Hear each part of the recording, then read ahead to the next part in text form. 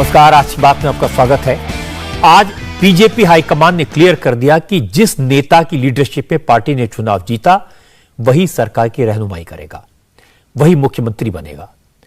पुष्कर सिंह धामी उत्तराखंड के मुख्यमंत्री होंगे। विधायक दल की मीटिंग में धामी को एक मत से सभी विधायकों ने अपना नेता चुना।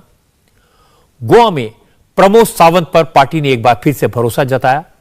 प्रमोद सावंत गोवा में एक बार फिर बीजेपी सरकार के मुखिया होंगे।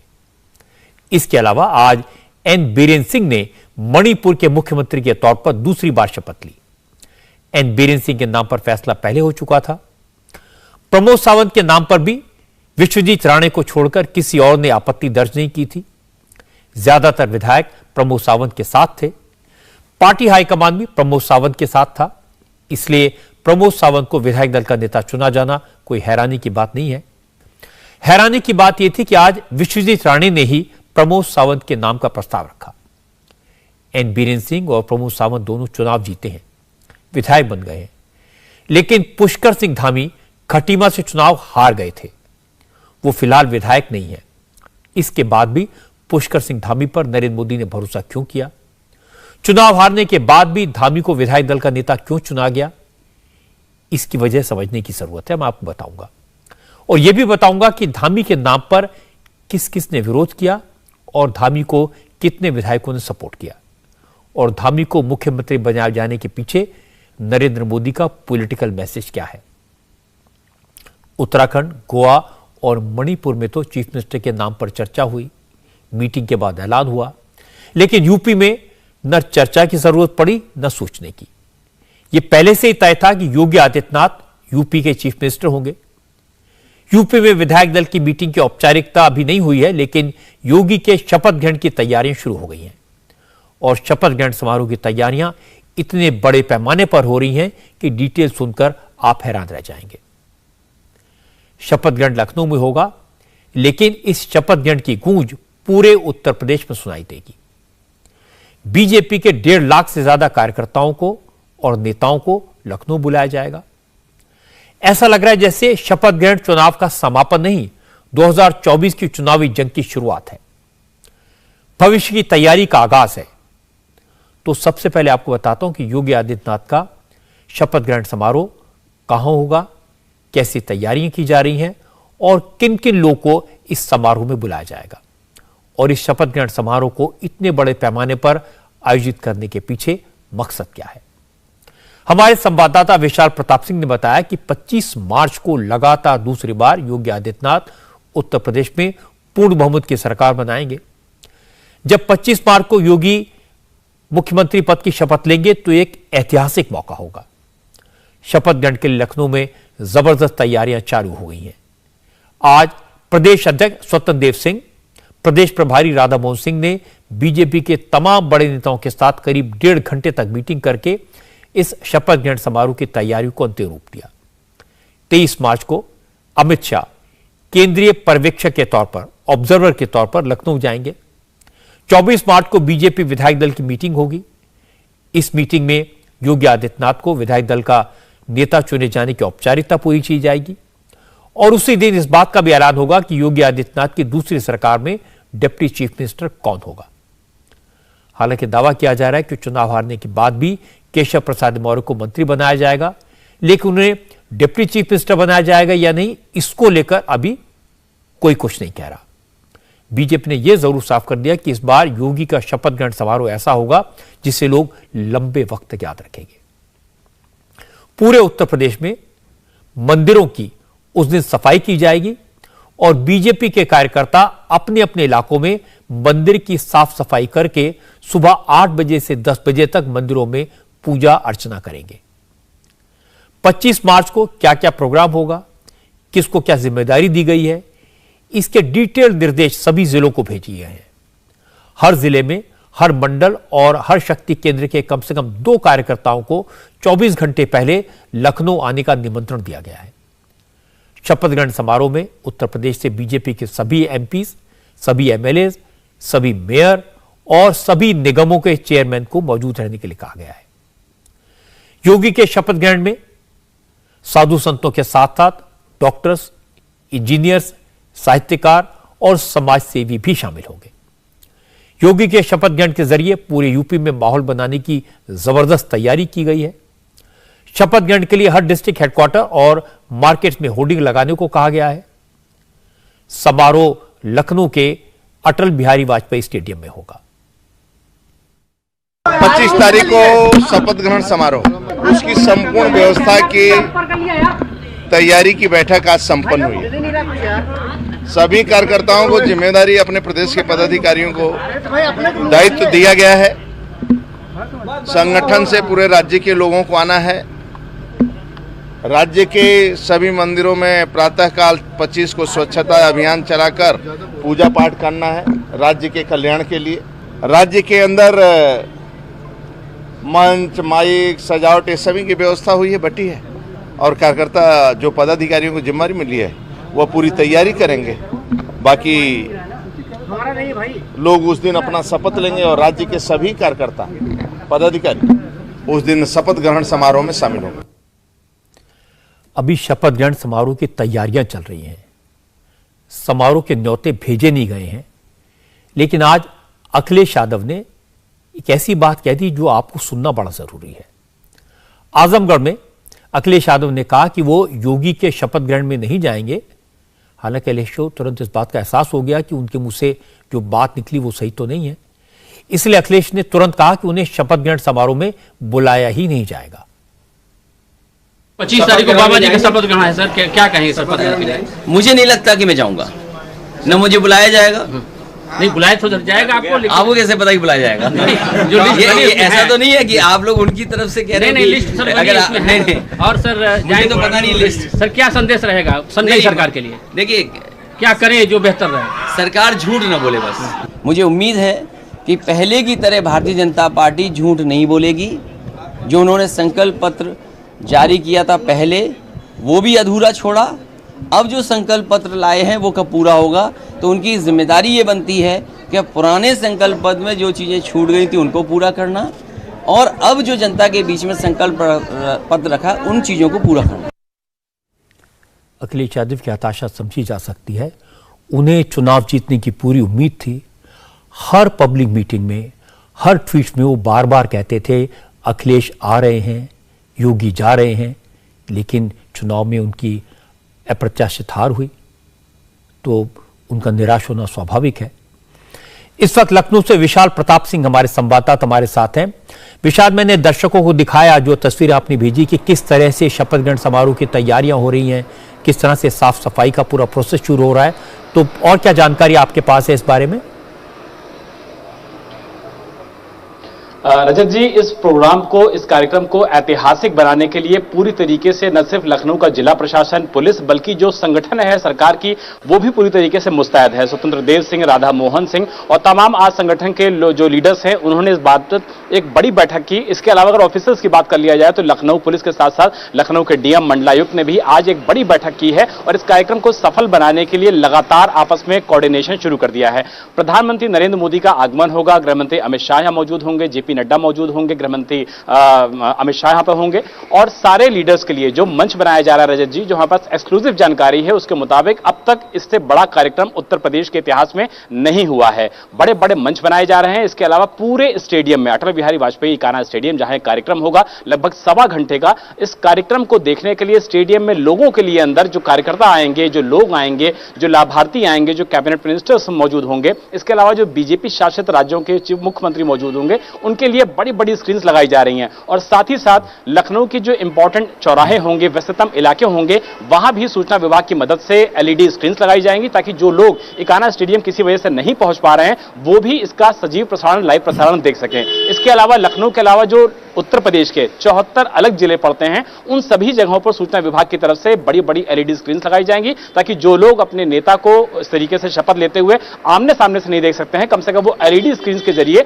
इन सारे कार्यक्रमों को सजीव प्रसारण यानी कि लाइव तस्वीरें देख सकें। इसके अलावा अगर बात कर लिया जाए तो प्रधानमंत्री के पूरे रूट को सजाया जा रहा है। छोटे गमले, बड़े गमले लगाए जा रहे हैं, पूरे रास्ते को साफ किया जा रहा है, फूल पौधे वहां पर लगाए जा रहे हैं। इसके अलावा प्रधानमंत्री चूंकि 1.25 घंटे के करीब इस कार्यक्रम में मौजूद रहेंगे अटल बिहारी वाजपेयी कान्हा स्टेडियम में, उस पूरे इलाके को नो फ्लाइंग जोन घोषित कर दिया गया है, जो कि ब्लू बुक के रिकॉर्ड के हिसाब से सिक्योरिटी का प्रोटोकॉल होता है। तो जो इंतजाम है वो कुल मिलाकर के पूरे कर लिए गए हैं। अब सबको इंतजार है रजत जी कि 25 तारीख को ऐतिहासिक समारोह होगा और यह दावा किया जा रहा है लखनऊ एडमिनिस्ट्रेशन की तरफ से कि इससे पहले और इससे भव्य प्रोग्राम आज तक उत्तर प्रदेश के इतिहास में नहीं हुआ है। और यही वजह है कि बड़ी संख्या में फोर्सेस के साथ साथ एडमिनिस्ट्रेशन के लोग, सरकार के लोग इस कार्यक्रम को भव्य और बड़ा बनाने की तैयारी में दिन रात लगे हुए हैं। विशाल, अभी मैं अखिलेश यादव की बात सुन रहा था, तो उन्होंने पहले तो कहा कि मैं नहीं जाऊंगा, फिर यह भी कहा कि मुझे बुलाया ही नहीं जाएगा। तो अखिलेश यादव को बुलाया जाएगा, मायावती को बुलाया जाएगा या नहीं बुलाया जाएगा, और किन किन ऐसे लोगों को बुलाया जाएगा जो पॉलिटिकली सिग्निफिकेंट है? रजत जी, हमारे पास जो जानकारी है उसके मुताबिक जितने भी मुख्य विपक्षी लीडर्स हैं सभी को इनविटेशन दिया जा रहा है। इसमें सोनिया गांधी भी हैं, प्रियंका गांधी वाड्रा भी हैं, राहुल गांधी भी हैं, अखिलेश यादव भी हैं, जो कि अब से कुछ देर पहले कह रहे थे कि उनको भरोसा है कि उनको बुलाया नहीं जाएगा, लेकिन हमारी जानकारी के मुताबिक उनको भी बुलाया जा रहा है। मुलायम सिंह यादव को बुलाया जा रहा है, इसके अलावा बीएसपी सुप्रीमो मायावती को बुलाया जा रहा है। तो जितने भी अपोजिशन के मेन लीडर्स हैं सबको इन्विटेशन दिया जा रहा है। साथ ही साथ बीजेपी शासित राज्यों के जो मुख्यमंत्री हैं उनको बुलाया जाएगा, गृह मंत्री की मौजूदगी रहेगी, रक्षा मंत्री और जो लखनऊ के सांसद है राजनाथ सिंह उनकी मौजूदगी रहेगी, प्रधानमंत्री नरेंद्र मोदी मौजूद होंगे। तो ऐसे में कहा जा सकता है कि इस कार्यक्रम को कुल मिला के इस तरीके से सजाया जा रहा है, इस तरीके से पूरी तरीके से तैयार किया जा रहा है कि सबकी सहभागिता रहे, सबका इन्विटेशन रहे। और पार्टी की तरफ से, संगठन की तरफ से स्वतंत्र देव सिंह को और सभी सीनियर लीडर्स को यह जिम्मेदारी दी गई है कि जितने भी सीनियर लीडर्स के पास इस तरीके के न्योते जाएं, कम से कम बीजेपी का कोई ना कोई वरिष्ठ नेता जरूर मौजूद हो, ताकि इस न्योते को एक पर्सनल इन्विटेशन के तौर पर सभी को दिया जा सके और सब लोग आए। इस बात की भरसक कोशिश की जा रही है भारतीय जनता पार्टी सरकार और संगठन की तरफ से। विशाल प्रताप सिंह, इस सब जानकारी के लिए बहुत बहुत शुक्रिया आपका। और आने वाले 2-3 दिन बहुत व्यस्त रहना होगा आपको, ये तरह तरह की खबरें आती रहेंगी और हम भी आपसे बात करते रहेंगे। बहुत बहुत धन्यवाद।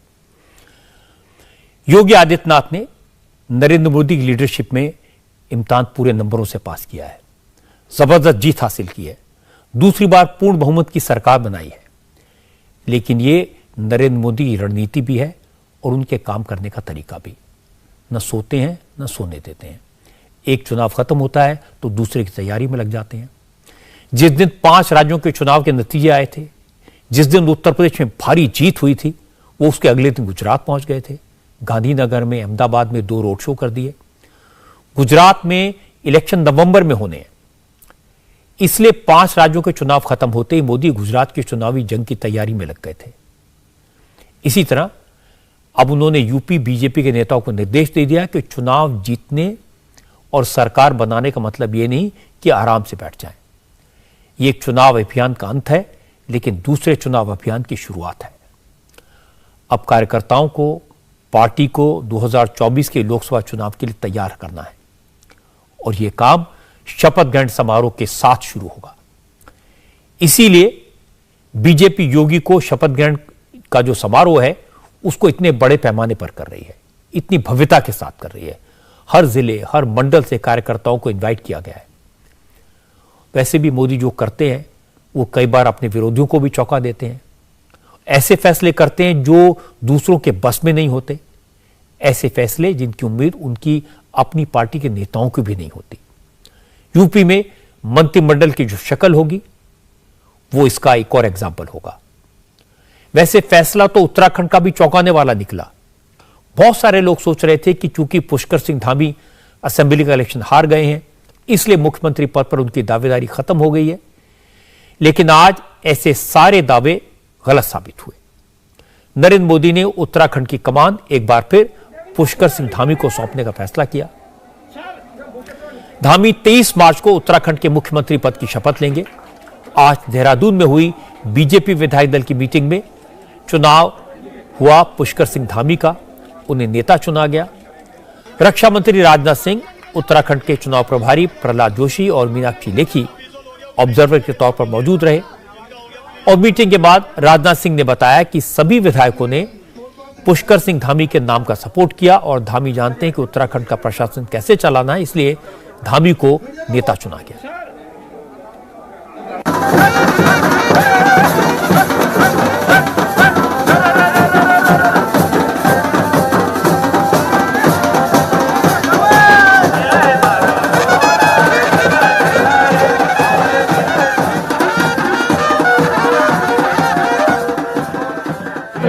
पुष्कर सिंह धामी सर्वसम्मत विधायक दल के नेता उत्तराखंड में चुने गए हैं। उनको हम सब की तरफ से हार्दिक शुभकामनाएं और मैं पूरी तरह से आश्वस्त हूं कि उत्तराखंड को एक नई ऊंचाई देने में वह कामयाब होंगे और उत्तराखंड का वह समग्र विकास करेंगे। और इंडिया टीवी के पॉलिटिकल एडिटर देवेंद्र पाराशर इस वक्त मेरे साथ में हैं।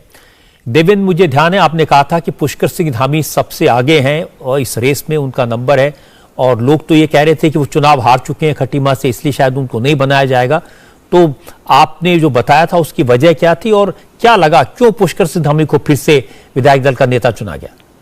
और अजय जी, थोड़ा सा बैकग्राउंड में जाए, जब पिछली बार पुष्कर सिंह धामी को मुख्यमंत्री बनाया गया था तीरथ सिंह रावत के हटने के बाद, तो उसके पीछे जो वजह थी जाहिर तौर पे वो वजह ही कैरी फॉरवर्ड हो रही थी, और वो वजह थी कि प्रधानमंत्री नरेंद्र मोदी ने जिन 3 नेताओं का स्कैनिंग करके पुष्कर सिंह धामी के हाथ में कमान सौंपी थी तब उत्तराखंड की, जाहिर तौर पर वो फैसला सिर्फ इसलिए कि क्योंकि एक विधानसभा में कुछ सीटों से वो चुनाव हार गए, उसके चलते बदलने वाला नहीं था, बल्कि प्रधानमंत्री नरेंद्र मोदी ने वो एक लंबे विजन के तहत उत्तराखंड के लॉन्ग टर्म प्लानिंग के तहत उस फैसले को लिया गया था। उस लॉन्ग टर्म प्लानिंग में यह था कि नेता ऐसा होना चाहिए जो कि युवा हो, संगठन की बहुत अच्छी समझ हो, पढ़ा लिखा हो और प्रशासनिक जो कार्यकुशलता जैसे रहती है वो उसके कामों में झलक दिखे।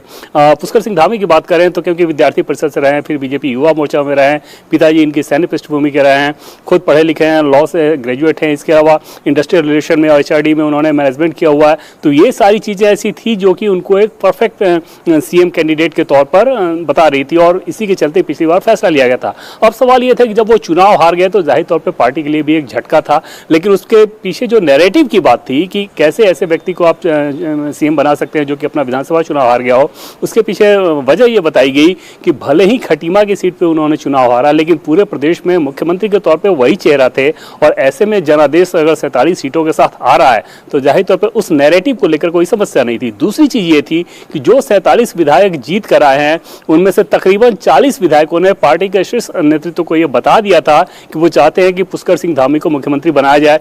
कई सारे विधायक ऐसे भी आए जिन्होंने सार्वजनिक तौर पर ऐलान भी कर दिया कि वो अपनी सीट छोड़ने को तैयार हैं। तो जाहिर तौर पर प्रदेश के चाहे बड़े नेता हों, प्रदेश के विधायक हों, बड़े नेता की जब हम बात कर रहे हैं तो भगत सिंह कोश्यारी खेमे की बात कर लें या रमेश पोखरियाल निशंक की बात कर लें, ये सारे लोग पुष्कर सिंह धामी के साथ खड़े नजर आए। राष्ट्रीय नेतृत्व में जाहिर तौर पर अगर प्रधानमंत्री ने कुछ सोच के ये फैसला लिया था कि बहुत सहज व्यक्तित्व के हैं, कार्यकुशलता अच्छी है, ईमानदारी का लेवल ठीक है, तो इन सारी चीजों में उत्तराखंड के नेतृत्व के स्तर पे 15 से 20 साल तक वो एक्टिव रह सकते हैं, और उस लिहाज से ये फैसला लिया गया था। साथ ही साथ पार्टी ये नहीं चाह रही थी कि पूर्व मुख्यमंत्रियों के नाम में एक और जोड़ दिया जाए। मजाक के तौर पे ये भी कहा गया था रजत जी बहुत शीर्ष स्तर पे कि ऐसा तो नहीं है कि पूर्व मुख्यमंत्रियों का क्लब हम उत्तराखंड को बनाकर रख दें। तो कुल मिलाकर एक सहज फैसला कहा जा सकता है, थोड़ा चौंकाने वाला जरूर रहा होगा जो कि बीजेपी के ये जो इनकी सीट थी खटीमा की मुश्किल थी, और वो तो लड़ना भी नहीं चाहते थे, मुश्किल सीट थी। शायद पार्टी को इस बात का भी ख्याल रहा होगा कि इस मुश्किल सीट से हारे हैं तो कोई बड़ी बात नहीं है। जी हाँ रजत जी, अब बिल्कुल उनको देहरादून की एक सीट ऑफर भी की गई थी कि आप खटीमा सीट छोड़ के, क्योंकि खटीमा भी पिछली बार बमुश्किल वो जीते थे और डेमोग्राफी वहाँ की ऐसी है कि वो सीट बीजेपी के लिहाज से आसान नहीं हो सकती, और उस लिहाज से देहरादून की एक सेफ सीट उनको ऑफर की गई थी। लेकिन तब पुष्कर सिंह धामी ने पार्टी के शीर्ष नेताओं को ये कहा था कि अगर मुख्यमंत्री के तौर पर वो अपनी सीट छोड़ते हैं तो जाहिर तौर पर इसका मैसेज बहुत खराब जाएगा और इसका बुरा असर बाकी दूसरी सीटों पर पड़ सकता है कि अगर मुख्यमंत्री ही अपनी सीट बदलने को मजबूर हो गए हैं तो फिर बीजेपी की स्थिति कैसी है। जाहिर तौर पर पार्टी के बड़े नेताओं को इस बात का भी आभास रहा होगा, और कुल मिलाकर एक लॉन्ग टर्म प्लानिंग के तहत जो फैसला लिया गया था पुष्कर सिंह धामी के पक्ष में, उसी की कंटिन्यूटी है जब एक बार फिर से आज उनके नाम पे मुहर लगाई गई। और जैसा कि पहले मैंने बताया कि तकरीबन 40 विधायक ऐसे थे जो कि दिल्ली में बड़े नेताओं को ये बता चुके थे कि वो चाहते हैं कि पुष्कर सिंह धामी को ही मुख्यमंत्री बनाया जाए। ये अच्छा फैसला हुआ। देवेंद्र पाराशर, बहुत बहुत शुक्रिया आपका। विधायक दल का नेता चुन जाने के बाद अब से थोड़ी देर पहले पुष्कर सिंह धामी ने क्या कहा, यह भी सुन लीजिए। मैं सबसे पहले तो माननीय प्रधानमंत्री नरेंद्र मोदी जी का धन्यवाद करना चाहता हूं, माननीय राष्ट्रीय अध्यक्ष जी का, हमारे गृह मंत्री जी का, केंद्रीय नेतृत्व का, हमारे आज के पर्यवेक्षक माननीय राजनाथ सिंह जी का, सभी का कि उन्होंने मुझ पर भरोसा जताया है और मेरे जैसे सामान्य कार्यकर्ता को, एक सैनिक के बेटे को पहले मुख्य सेवक के रूप में काम करने का अवसर मिला। उत्तराखंड की देवतुल्य जनता ने नरेंद्र मोदी जी के नेतृत्व में आस्था प्रकट की, उनके कामों पर, उनके आगे के विजन पर मोहर लगाई है, और आने वाले समय में जो 2024 का हमारा चुनाव है, उस चुनाव का भी प्रत्यक्ष प्रमाण उत्तराखंड की जनता ने 2/3 बहुमत देकर सबके सामने स्पष्ट कर दिया है। हम निश्चित रूप से हमने जो संकल्प लिए हैं उन संकल्पों को हमारी सरकार पूरा करेगी। यहाँ की जन आकांक्षाओं के अनुरूप हमारी सरकार काम करेगी। हमने कहा है कि हम पारदर्शी शासन देंगे। हर प्रकार से जो आने वाला दशक है, ये उत्तराखंड का दशक, को माननीय प्रधानमंत्री जी ने इसकी कल्पना हमारे सामने रखी है, उसको साकार करने के लिए हर संभव हम प्रयास करेंगे। और 2025 में जब हमारा राज्य 25 साल का होगा, जब हम सिल्वर जुबली अपने राज्य का मना रहे होंगे, उस समय हम हिंदुस्तान के श्रेष्ठ राज्य बने, हिंदुस्तान के अग्रणी राज्य बने। उसके लिए चूंकि माननीय प्रधानमंत्री जी ने ये भी संकल्प और ये भी विजन हमारे सामने रखा है, उसको साकार करने के लिए हर संभव हम सब पूरे उत्तराखंड वासियों को एक साथ चलना होगा। पुष्कर सिंह धामी अब मुख्यमंत्री बनने वाले हैं एक बार फिर से, तो उसकी बैकग्राउंड समझना जरूरी है। उत्तराखंड में चुनाव से 6 महीने पहले तक कोई नहीं मानता था कि इस बार बीजेपी फिर से सरकार बनाएगी। ओपिनियन पोल, सर्वे सब कह रहे थे कि इतिहास फिर दोहराया जाएगा, बदलाव होगा, अब की बार कांग्रेस सत्ता में आ जाएगी, चाहे कम सीटें लेकर आए। बीजेपी ने त्रिवेंद्र सिंह रावत को हटाया, तीरथ सिंह रावत को बनाया, लेकिन वो भी कुछ खास नहीं कर पाए, पार्टी में जान नहीं फूंक पाए। हालत ये हो गई कि बीजेपी की सरकार में कैबिनेट मिनिस्टर यशपाल आर्या और हर्ष सिंह रावत ने बीजेपी छोड़कर कांग्रेस ज्वाइन कर ली। अब इसको इस बात का संकेत माना गया कि इस बार बीजेपी की हार होने वाली है। ऐसी हालत में प्रधानमंत्री नरेंद्र मोदी ने चौंकाने वाला फैसला किया, पुष्कर सिंह धामी को कमान सौंपी। पुष्कर सिंह धामी दूसरी बार के विधायक थे, लो प्रोफाइल नेता थे, एक बार भी मिनिस्टर नहीं रहे थे, लेकिन मोदी ने सीधे उन्हें मुख्यमंत्री बना दिया। और धामी ने भी जबरदस्त मेहनत की, पूरे उत्तराखंड में घूमे, लोगों के काम किए, पार्टी को फ्रंट से लीड किया, सबको साथ लेकर चले। और चूंकि पूरे प्रदेश की जिम्मेदारी उन पर थी, उन्होंने उत्तराखंड में बीजेपी को जिता दिया, लेकिन जैसा मैंने आपको बताया वो खुद हार गए। इसलिए पहले ये कहा जा रहा था कि जो नेता अपनी सीट हार गया उसे मुख्यमंत्री कैसे बनाया जा सकता है, लेकिन नरेंद्र मोदी परंपराओं की परवाह नहीं करते, लीक पर नहीं चलते। मोदी ने धामी पर फिर से दांव खेला है और अब धामी पूरे 5 साल के लिए उत्तराखंड के मुख्यमंत्री बनेंगे। इसकी एक बड़ी वजह यह है कि उत्तराखंड को कंटिन्यूटी की जरूरत है। यहां बार बार मुख्यमंत्री बदले जाने से राज्य का नुकसान हुआ है। धामी कंपैरेटिवली यंग हैं, 47 साल के हैं, अगर ठीक से काम किया तो लंबा चलेंगे। गोवा में भी बीजेपी ने उन्हीं प्रमोद सावंत पर भरोसा किया जिन्होंने चुनाव जितवाया था। प्रमोद सावंत भी दूसरी बार गोवा के मुख्यमंत्री बनेंगे।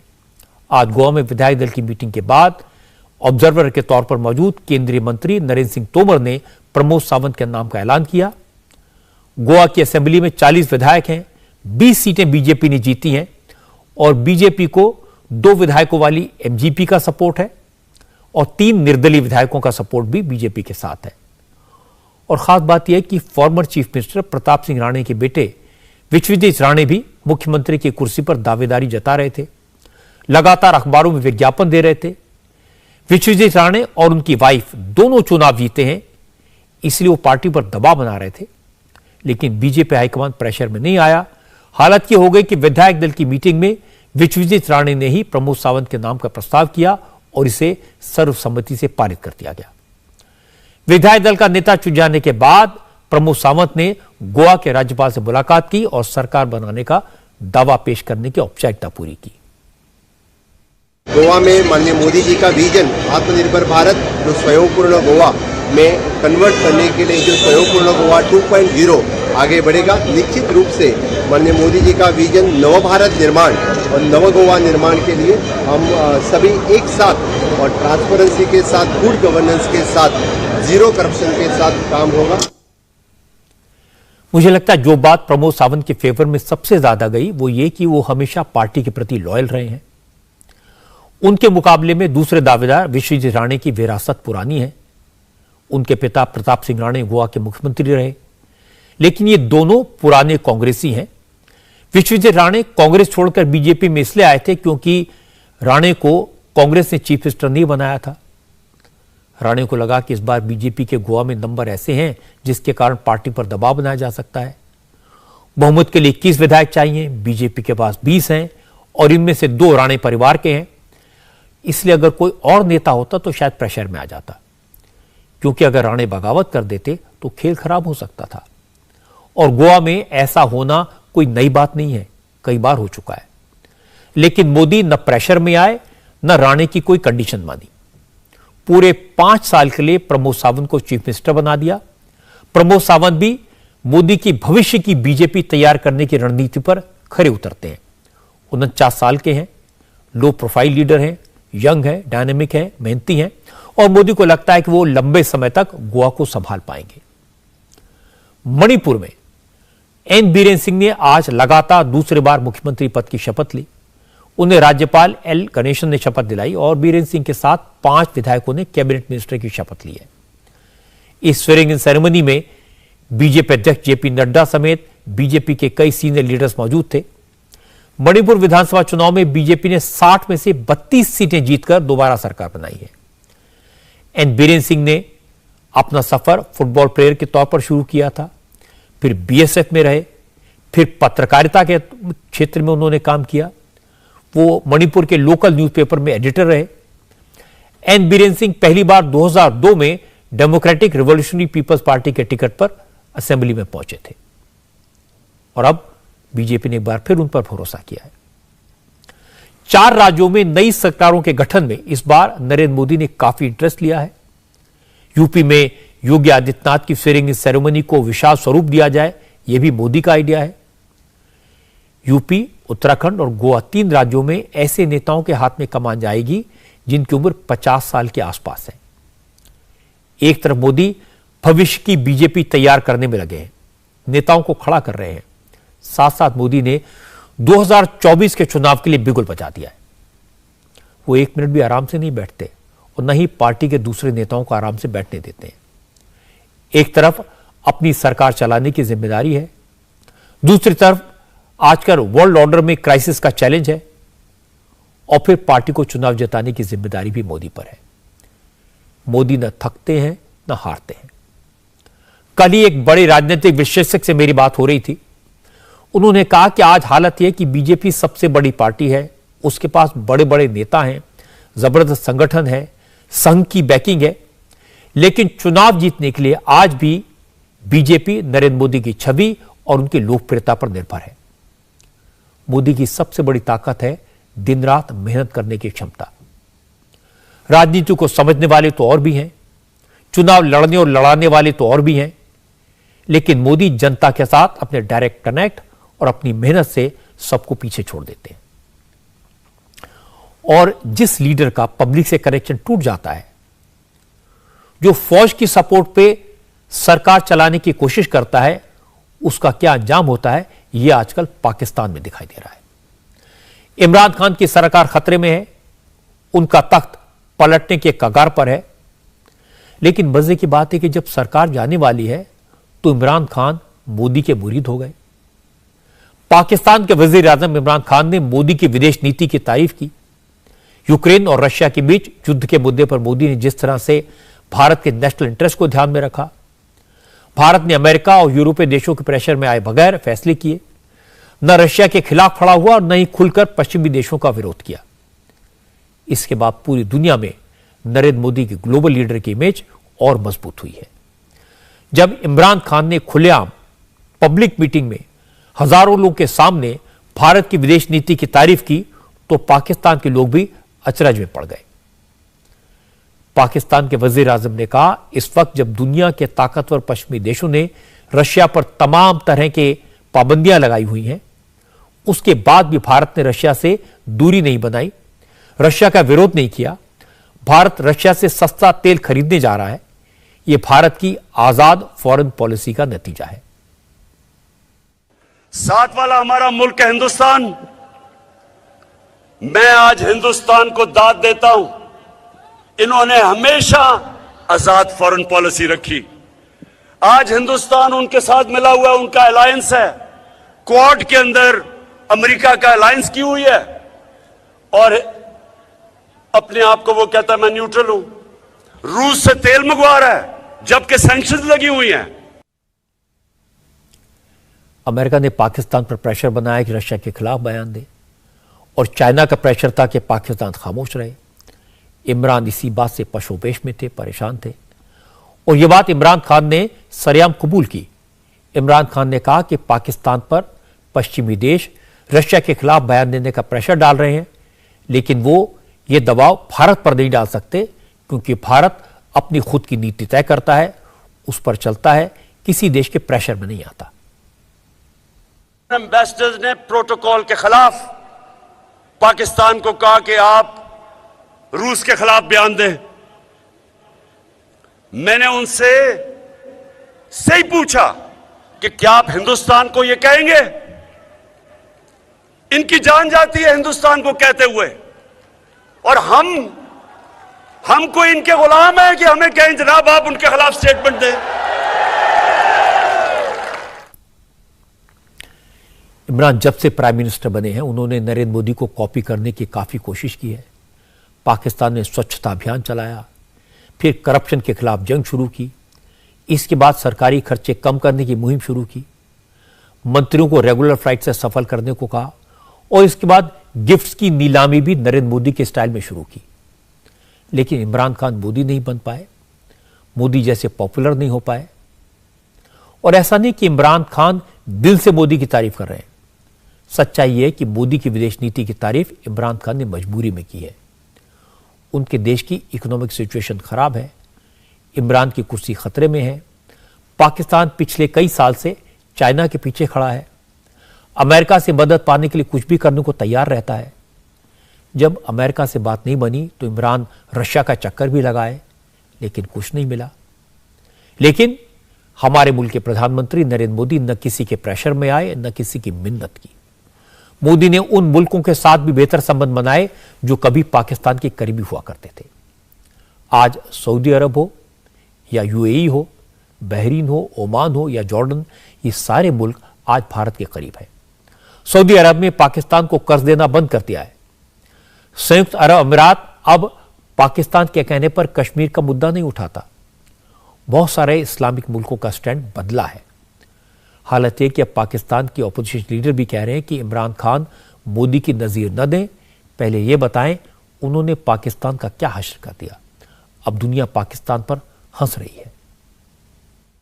आपने भारत की तारीफ भी की, खुद मुख्तारी की, और मैं क्योंकि खुद मुख्तार हूँ, मेरी खुद मुख्तार एक फॉरेन पॉलिसी है, तो उसकी सजा मुझे मिली है। तो मैं आपको आईना दिखाना चाहती हूँ और मैं आपसे ये पूछना चाहती हूँ कि अभी कुछ देर पहले तो आप बाइडेन साहब की कॉल का इंतज़ार कर रहे थे और पूरी कोशिशें कर रहे थे कि वो किसी तरह आपको कॉल कर लें, और वो कॉल जब नहीं आई तो आपको खुद मुख्तारी याद आ गई।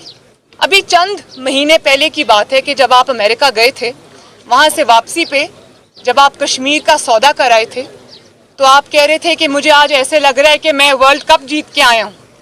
तो उस वक्त आपकी खुद मुख्तारी कहाँ सो रही थी? तो किसी को आपके खिलाफ साजिश करने की ज़रूरत नहीं है, और ये जो साजिश वाला प्रोपेगेंडा है ना, ये आप ना करें। लोग हंसते हैं आपके ऊपर, आपकी ना अहली, आपकी ना लायकी, आपकी ना समझी, आपकी ना आकबत अंदेशी की वजह से पाकिस्तान ने आज हर मुल्क जो है वो उसको आपने नाराज़ कर दिया। पाकिस्तान के दोस्त ममालिक जो हिस्टोरिकली आपके दोस्त रहे, आज वो भी आपसे नाराज़ बैठे, क्योंकि आपको पता ही नहीं है कि मुल्क किस तरह चलाया जाता है, फॉरेन पॉलिसी किस चीज़ का नाम है। अब ये बात तो कोई सीक्रेट नहीं है कि इकोनॉमिक चैलेंजेस हो, वैक्सीन डिप्लोमेसी हो, क्लाइमेट चेंज हो, या फिर दुनिया के दूसरे बड़े क्राइसिस हो, पूरी दुनिया हिंदुस्तान की राय को गंभीरता से सुनती है। नरेंद्र मोदी ने थोड़े दिन पहले यूएई के साथ एक बड़ा व्यापारिक समझौता किया। सऊदी अरब के साथ इंडिया के इकोनॉमिक और डिफेंस रिलेशन मजबूत हुए हैं। भारत के संबंध फिलिस्तीन के साथ भी बेहतर हैं और इजराइल भी भारत का दोस्त है। इजरायली प्राइम मिनिस्टर भारत आने वाले हैं। पाकिस्तान के एक्सपर्ट कहते हैं कि इमरान खान ने मजबूरी में ही सही, लेकिन बात तो सही कही, और भारत और पाकिस्तान की तुलना नहीं हो सकती। भारत की मजबूत लीडरशिप ने पूरी दुनिया को अपना कायल बनाया। उनके एक तो उनका साइज देखें, उनकी एजुकेशन के स्टैंडर्ड देखें, उनकी जमहूरियत की हालत देखें, उनकी फॉरेन पॉलिसी की हालत देखें, डॉक्टर जयशंकर का कंपैरिजन देखें, आप करके देखें आप खुद। मैं ये नहीं कि बिल्कुल नहीं, मैं पाकिस्तान को सनब नहीं करूंगा, मैं बिल्कुल, ये कई दफा लोग समझते हैं शायद I'm anti Pakistan. Pakistan is my Motherland, इसमें कोई शक नहीं है। लेकिन ये कि अगर किसी की अच्छी चीज हो तो वो लाजमी उसकी बात करनी चाहिए। डॉक्टर जयशंकर का कैलिबर देखें, उनकी डेडिकेशन देखें फॉर इंडिया, किस तरीके से उन्होंने इंडिया को कनेक्ट किया है दूसरे ममालिक के साथ। I am surprise, I am shocked. देखें किस तरीके से भारत रूस से सस्ता तेल ले रहा है अपनी इकोनॉमी को बेहतर करने के लिए। उनके अंदर कौमियत है। आप जितनी आपने लूट के मुल्क को हैंडीकैप कर दिया, आपकी फॉरेन पॉलिसी तो कभी भी इंडिपेंडेंट नहीं हो सकती। आज जब इमरान खान ने भारत की फॉरेन पॉलिसी की तारीफ की तो फिर कांग्रेस के नेता भी सामने आए। शशि थरूर ने कहा कि अब तो दुनिया भर में नरेंद्र मोदी के फॉरेन पॉलिसी की तारीफ हो रही है। That's good to hear. That's good to hear. You know, we've been proud of our independent, non-aligned policy going back to independence. And strictly speaking, before independence, Nehruji articulated this vision of standing firm and alone, if necessary, in the world, to taking our own judgments, respecting our strategic autonomy. And I think it's to India's credit that we have continued this approach and that it's recognized even amongst a hostile neighbor like Pakistan, that this is something which has enabled us to act with a certain level of, shall we say, pride in the world. We have weight now in terms of the economy, in terms of our strength, but we also need to show a certain dexterity in making sure the world understands our approaches. And I'm very, very glad that Imran Khan has said what he has said. Congress के नेता बार बार सिर्फ ये कह रहे हैं कि भारत की जो पॉलिसी है वो जवाहरलाल नेहरू के ज़माने से बनी थी और आज भी वही पॉलिसी चल रही है, ये उसी की जीत है। ये नरेंद्र मोदी की सफलताओं को थोड़ा अंडरमाइन करने की कोशिश है, लेकिन ये अच्छा है कि उन्होंने माना, इमरान खान ने तारीफ की, ये भारत के लिए अच्छी बात है। असल में इमरान खान खुद बड़ी मुसीबत में है, उनकी कुर्सी खतरे में है। ऑपोजिशन पार्टीज इमरान खान की सरकार के खिलाफ नो कॉन्फिडेंस मोशन लेकर आई हैं।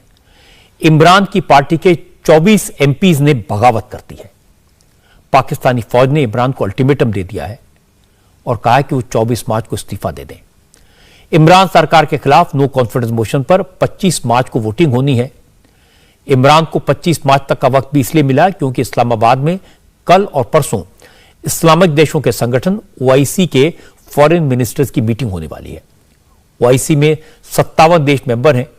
इन सब के विदेश मंत्री इस्लामाबाद पहुंच रहे हैं। चाइना के फॉरेन मिनिस्टर वैंग यी भी इसी सम्मेलन में हिस्सा लेने वाले हैं। इसलिए अगर पाकिस्तान के army chief general Qamar Javed Bajwa ने इमरान खान से कहा कि वो OIC के विदेश मंत्रियों के सम्मेलन में पाकिस्तान के प्राइम मिनिस्टर के तौर पर पार्टिसिपेट करें, लेकिन उसके बाद रिजाइन कर दें। इमरान खान फिलहाल इसके लिए तैयार नहीं है, लेकिन पूरा विपक्ष एकजुट है। पाकिस्तान पीपल्स पार्टी और मुस्लिम लीग ने हाथ मिला लिया है। वैसे भी अलायंस की सरकार है, इसलिए इमरान खान की कुर्सी बचना अब मुश्किल लगता है। आपका ये काम था, तूने प्लांट किया गया पाकिस्तान का कश्मीर कॉज को सैबोटाज करना। तेरा काम था मुशर्रफ का 3 पॉइंट एजेंडा पे अमल करना। तुझे टास्क दिया गया कि मोदी के लिए कैंपेन करो। तुझे ये टास्क दिया गया कि पाकिस्तान की मुआशी खुद मुख्तारी पे हमला करो। आपको ये टास्क दिया गया कि पाकिस्तान की मईशत को कमजोर करो। यही तो वजह है कि चाहे वो सीपैक हो, चाहे वो जो भी मंसूबा हो जो पाकिस्तान की मईशत को फायदा पहुंचा सके, आपने उसको नुकसान पहुंचाया। आपको टास्क दिया गया है कि पाकिस्तान का यूरोप का रिलेशनशिप को सैबोटाज करो। तूने इस मुल्क की फॉरेन पॉलिसी को कोई फायदा नहीं, सिर्फ और सिर्फ नुकसान पहुंचाया। तूने हमें कुछ नहीं डिलीवर किया। You are the foreign sponsored, foreign funded agent who has been planted in our system. असल में इमरान खान की सरकार के बुरे वक्त उसी दिन शुरू हो गए थे जब जनरल बाजवा ने इमरान खान से कहा था कि विरोधी दलों के नेताओं के लिए खराब भाषा का इस्तेमाल ना करें, ऑपोजिशन लीडर्स को बेइज्जत ना करें। लेकिन इमरान नहीं माने। उल्टे उन्होंने पब्लिकली कहा कि वो मौलाना फजल रहमान को डीजल क्यों ना कहें। फौज रोकने वाली कौन होती है। अब जब इमरान खान की सरकार मुश्किल में है तो फजल रहमान ने कहा कि इमरान खान झूठे हैं, अपनी बात पर कायम नहीं रहते, इसीलिए अब उन पर कोई यकीन नहीं करता। यहां तक कि उनकी पार्टी के लोग भी अब उनका साथ छोड़ गए हैं। इनकी कौन सी बात में तजाद नहीं है। आप इनकी पूरी हिस्ट्री को देख लें पूरी हिस्ट्री तजादात से भरी हुई है। आज एक बात कहते हैं, कल फिर उसके खिलाफ बात कहते हैं। जब इनके लिए जहाज घूम रहे थे और जगह जगह से उनको इकट्ठा करके लाया जाता था, उस वक्त तो उनको वो ज़मीर की आवाज़ कहते थे। आज जब इनकी नालायकी और इनकी इंतहाई बुरी कारकर्दगी से नाला होकर उनके अपने लोग भी उनसे लाताल्लुक़ हो रहे हैं, तो आज उनको हॉस्टेडी का नाम दिया जाता है, ज़मीर बेचने का नाम दिया जाता है। तो किस किस बात को आप देखेंगे, कल उसने क्या कहा था और आज वो क्या कह रहा है। इमरान खान की सरकार मुश्किल में क्यों है, यह भी मैं आपको समझाने की कोशिश करता हूं। जैसे हमारे यहां लोकसभा है जो प्राइम मिनिस्टर को चुनती है, पाकिस्तान में नेशनल असेंबली होती है। पाकिस्तान की नेशनल असेंबली में कुल 342 मेंबर होते हैं। इस वक्त पाकिस्तान की नेशनल असेंबली में एक सीट खाली है, 341 एमपीज हैं और मेजॉरिटी के लिए 172 मेंबर्स का सपोर्ट चाहिए। 2018 में जब इलेक्शन हुए थे तो इमरान खान की पार्टी ने 155 सीटें जीती थी और दूसरी पार्टियों के 23 एमपीज ने उन्हें सपोर्ट कर दिया था। इससे उनके पास सरकार बनाने लायक मेजॉरिटी हो गई थी। अब इमरान खान की पार्टी के 24 एमपीज ने बगावत कर दी है। बगावत करने वाले एमपीज ने इस्लामाबाद में बने सिंध हाउस में पनाह ले ली है। सिंध में पाकिस्तान पीपल्स पार्टी का राज है। सिंध की सरकार ने इमरान खान की पार्टी के एमपीज की सिक्योरिटी के लिए कराची से पुलिस भेज दी है। बागी एमपीज को धमकाया जा रहा है। इमरान के सपोर्टर से सिंध हाउस पर हमला बोलकर वहां तोड़फोड़ भी की।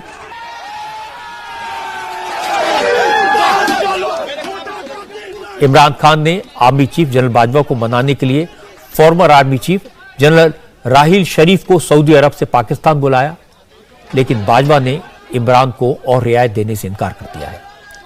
इसके बाद अब इमरान खान की सरकार सुप्रीम कोर्ट पहुंच गई है, कह रहे कि उनकी पार्टी के एमपीज को पार्टी लाइन से हटकर वोट देने का हक नहीं है।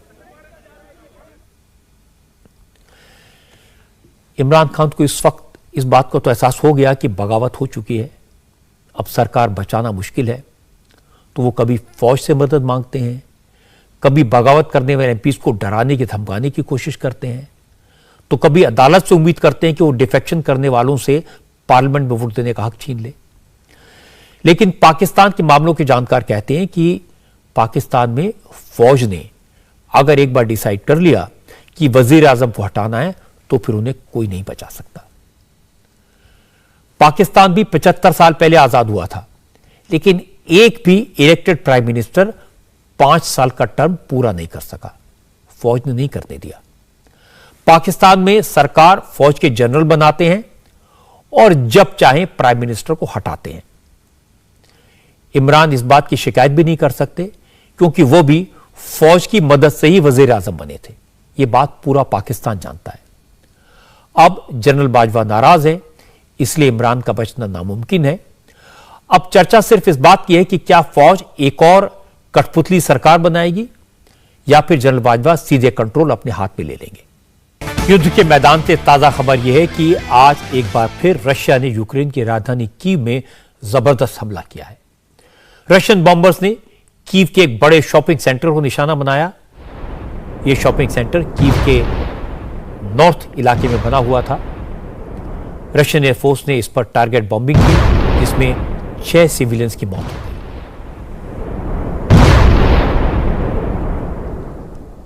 रशियन आर्मी ने यूक्रेन की राजधानी कीव को पिछले 3 हफ्तों से घेरा हुआ है, लेकिन यूक्रेन की सेना डटकर मुकाबला कर रही है।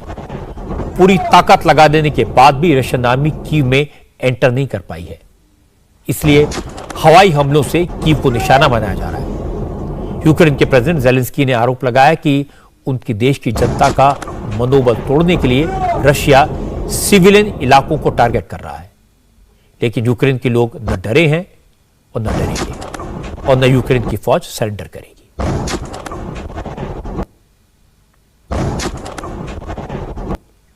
रशिया के अटैक से यूक्रेन का दूसरा सबसे बड़ा शहर खार्किव पूरी तरह बर्बाद हो गया है, लेकिन खार्किव में यूक्रेन के सैनिकों ने और वहां के मेयर ने सरेंडर नहीं किया है। रशियन आर्मी उनसे बार बार सरेंडर करने को कह रही है, लेकिन यूक्रेन के कमांडर तैयार नहीं है। इसलिए लगभग पूरी तरह खंडर बन चुके खार्किव में अब भी बमबारी हो रही है रोज रशियन टैंक्स गोले दाग रहे हैं, हेलीकॉप्टर गनशिप से बमबारी की जा रही है, रशियन एयरफोर्स मिसाइल से भी अटैक कर रही है। खार्किव में अभी भी आम नागरिक अपनी सेना के सपोर्ट में डटे हुए हैं। वहां के एक सुपरमार्केट में सामान खरीद रहे लोग रशियन गोलाबारी के शिकार बन गए। रशिया ने कामोव हेलीकॉप्टर गनशिप से इस सुपरमार्केट के बाहर बमबारी की, जिसमें कई लोगों की मौत हो गई। लेकिन यूक्रेन इतनी भारी तबाही के बावजूद सरेंडर करने को तैयार नहीं है और रशिया का मुकाबला कर रहा है। डरिए नहीं, आप एक ऐसी आवाज सुनेंगे जिसके साथ हम पिछले 25 दिनों से लगातार जी रहे हैं। यह आवाज हमारे शहर में अब सामान्य बात हो गई है।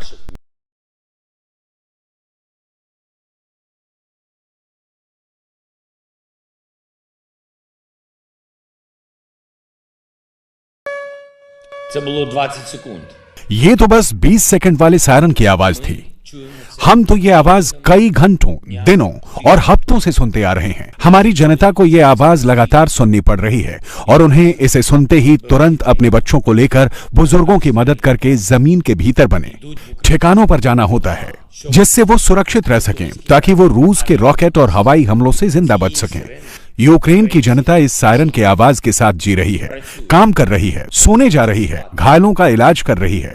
हम इस खौफनाक आवाज के साथ ही जी और मर रहे हैं। हमारे देश यूक्रेन के खिलाफ रूस के इस क्रूर युद्ध के चलते हजारों लोग मारे गए हैं। रेज़र्स की बातें दिल को छू लेने वाली हैं, लेकिन अपने देश के लोगों को जोश भी दिलाते हैं। असल में रशिया चाहता है यूक्रेन कंडीशनल सेंटर कर दे, सरेंडर कर दे, छुप जाए, लेकिन यूक्रेन अपने वजूद की लड़ाई लड़ रहा है। आपने ज़ेलेंस्की की बात सुनी। हर मोर्चे पर रशिया को यूक्रेन से कड़ी टक्कर मिल रही है। ब्लैक सी में रशिया के अटैक के जवाब में यूक्रेन की नेवी ने रशियन नेवी के जहाज पर मिसाइल से हमला किया। यूक्रेन के हमले में रशिया का जंगी जहाज तबाह हो गया। अपना जहाज तबाह होने के बाद रशियन फोर्सेस ने भी ओडेसा पर जबरदस्त बमबारी की। रशियन नेवी ने ओडेसा के रिहायशी इलाकों पर रॉकेट से हमले किए। ओडेसा, जो कभी अपने खूबसूरत बीचेस के लिए जाना जाता था, वहां रशियन बमबारी से चारों तरफ तबाही का आलम है। यूक्रेन की सप्लाई लाइन काटने के लिए रशिया साउथ में उसके पोर्ट सिटी मारियुपोल को खास तौर पर टारगेट कर रहा है। मारियुपोल इस वक्त घोस्ट टाउन बन चुका है। यहां पर यूक्रेन के स्नाइपर्स इमारतों में छुपकर रशियन आर्मी पर टारगेट अटैक कर रहे हैं। खबर यह कि मारियुपोल में रशिया के बड़े नेवल कमांडर की मौत हुई है। इसके बाद रशियन आर्मी ने मारियुपोल में भयंकर बमबारी की।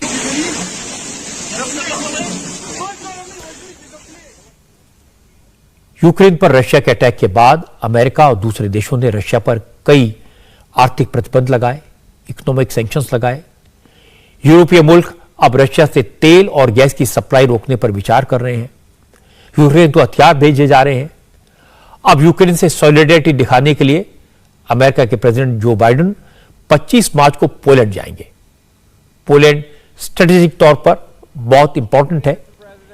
उसकी सीमा यूक्रेन से लगती है। पोलैंड के रास्ते से ही यूरोपियन मुल्क यूक्रेन को मदद पहुंचा रहे हैं। इस वक्त पोलैंड में यूक्रेन से भागकर आए 20 लाख से ज्यादा लोगों ने शरण ली हुई है। अमेरिका ने भी अपने हजारों सैनिक पोलैंड में तैनात किए हुए हैं। जो बाइडेन पोलैंड का दौरा करके रशिया के प्रेसिडेंट पुतिन को एक बड़ा मैसेज देने की कोशिश करेंगे। हालांकि मुश्किल यह है कि युद्ध को 26 दिन हो चुके हैं, लेकिन पुतिन के रुख पर किसी पाबंदी का, किसी सैंक्शन का, किसी धमकी का कोई असर नहीं हुआ है। और अब आज की अच्छी खबर, आपको एक ऐसी तस्वीर दिखाना चाहता हूं जिसकी हर जगह चर्चा है। आज राष्ट्रपति भवन में पद्म सम्मान दिए गए। 126 साल के योग गुरु स्वामी शिवानंद नंगे पांव पद्मश्री अवार्ड लेने पहुंचे, लेकिन माहौल उस वक्त इमोशनल हो गया जब स्वामी शिवानंद अवार्ड लेने से पहले प्रधानमंत्री नरेंद्र मोदी का अभिवादन करने के लिए घुटनों के बल बैठ गए। स्वामी शिवानंद को ऐसा करते देख नरेंद्र मोदी अपनी कुर्सी छोड़कर खड़े हो गए। प्रधानमंत्री स्वामी शिवानंद के सम्मान में पूरी तरह झुक गए। मोदी ने स्वामी शिवानंद को झुककर प्रणाम किया। वाराणसी में रहने वाले स्वामी शिवानंद के बारे में कहा जाता है कि वो 126 साल की उम्र में भी पूरी तरह स्वस्थ हैं। बाबा शिवानंद सुबह 3 बजे उठते हैं, घंटों योग करते हैं, वो उबला हुआ भोजन और सब्जी खाते हैं। स्वामी शिवानंद का जन्म 1896 में बंगाल में हुआ था।